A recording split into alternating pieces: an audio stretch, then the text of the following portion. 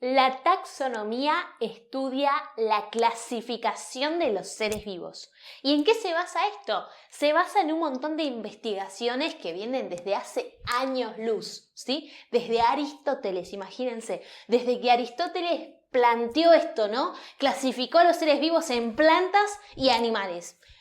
En un principio, ¿no? Después, en años luz, a las plantas y animales a su misma vez vino Carlos Linneo y lo que hizo fue clasificarlos a ellos en niveles jerárquicos, es decir, tratar de dividirlos en reinos, en dominios, en género y especie. A partir de esto aparece también el sistema binomial, ¿sí? Género y especie, dado por Linneo. Ahora, años luz después aparece un tercer reino, el reino protista.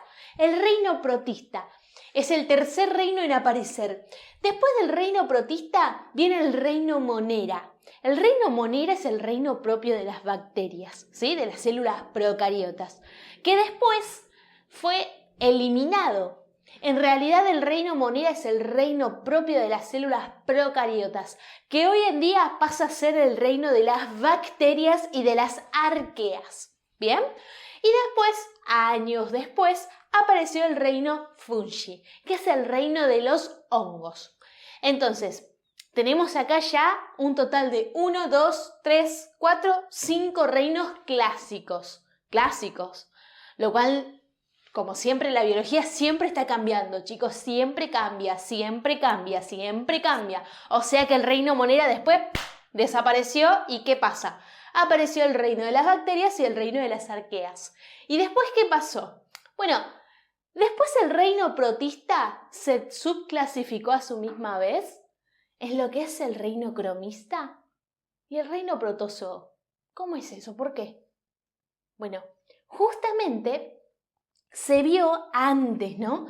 Se vio que en el reino de los protistas, ¿sí? Que antes estaban todos dentro de este reino de plantas. Bueno, se vio que el reino de los protistas habían algunas algas marinas, algas verdes y pardas, que no coincidían con organismos unicelulares que son los protozoos. Entonces acá dividimos, ¿no? Estas algas verdes y pardas pasarían a ser de los cromistas y los protozoos de los protozoarios, organismos unicelulares. ¿Bien? Ahora, a su misma vez se vio que habían otros microorganismos más pequeños, como les decía recién, que hicieron desaparecer este reino monera, en donde estaban las bacterias y las arqueas. Y posteriormente, en realidad no existía el reino de los hongos, en realidad se creían que eran todos plantas y punto. No. Después se vio que los hongos no eran plantas, se vio que las plantas, ¿sí? Se creía que las plantas justamente podrían ser organismos que fabricaban su propio alimento, autótrofos. Y que los hongos no tenían esa particularidad, sino que estos eran descomponedores, heterótrofos. Entonces ahí pasamos a separar las plantas de los hongos, ¿no? Del reino fungi. Ahora, muchos más años después, 1990, ponele más o menos, Woz lo que hizo fue clasificar a estos reinos, a estos diferentes reinos, directamente en dominios, en 3 dominios. El dominio eucaria, que sería las plantas, animal, protista, que incluiría, ¿no? Cromista y protozoo, y fungi.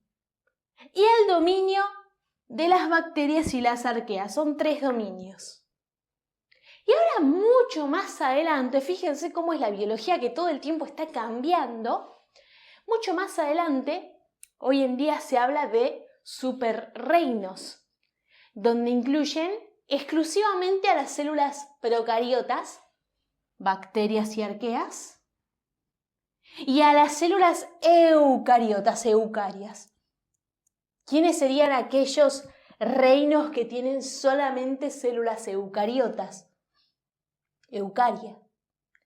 Bueno, aquellos que son de las plantas, aquellos organismos del reino animal, aquellos organismos del reino cromista, de los protozoo y del reino de los hongos.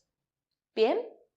Ahora, dicha esa clasificación, esa mínima base teórica, que es muy importante que ustedes tengan ese mínimo planteo teórico, fíjense que la parte ya de quién fue y de los años se las dejo para que las puedan investigar, ¿sí? Pero más allá de todo eso, tenemos que saber que toda esa serie de seres vivos que ustedes tienen, que todos nosotros tenemos, mejor dicho, en el planeta Tierra, cada uno tiene características especiales. Y en eso se basa el estudio de la biología. En saber qué características tiene cada uno de estos seres vivos. Y una de las características principales que tienen todos ellos, todos estos seres vivos de estos diferentes reinos y dominios, es que están formados por células. Y aquellos que están formados por células eucariotas son, como les decía recién, aquellos del reino Plantae, del reino animal, del reino cromista, del reino protozoo, de los fungi, ¿sí? Del reino de los hongos. Y aquellos organismos, microorganismos que son muy pequeños, que están formados por otro tipo celular que vamos a estudiar más adelante, que es llamado células procariotas, son aquellas que son del reino bacteria y arquea, del antiguo reino monera. ¿Bien? Ahora, vamos a ver que cada uno de estos diferentes reinos, no solamente es importante saber qué célula forma parte de ellos, sino qué características estructurales y funcionales tienen cada uno de ellos. ¿Sí? Lo vamos a ir viendo en cada una de las clases de este curso.